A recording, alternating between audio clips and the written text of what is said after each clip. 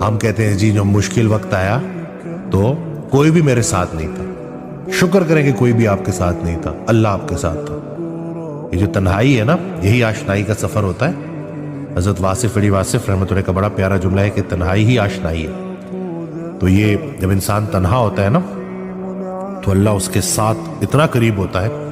یہ جو تہجد کا ٹائم ہے، اس میں رات ہوتی ہے، رب کی ذات ہوتی ہے اور ہماری اس سے بات ہوتی ہے، اور تو کوئی بھی نہیں ہوتا، باقی سب تو سوئے پڑے ہوتے ہیں اور آپ جاگ رہے ہوتے ہیں، رات جاگ رہی ہوتی ہے اور وہ ذات آپ کے بالکل قریب ہوتی ہے۔ تو یہ جو آپ کی ٹریننگ ہے نا مائنڈ کی، کہ ذہنی طور پہ اتنا طاقتور ہونا ہے، سب سے بڑی قوت برداشت ہے۔ تو یہ جو مینٹل ریزیلینس ہے نا، مائنڈ کا سٹرونگ ہونا، ذہن کا سٹرونگ ہونا، یہ بہت بڑی طاقت ہے، اور یہ کوشش سے بھی حاصل ہوتی ہے، عطا بھی ہے۔ اور یہ بات ہم نے سمجھنی ہے کہ اللہ بھی ان کی مدد کرتا ہے جو اپنی مدد آپ کرتے ہیں۔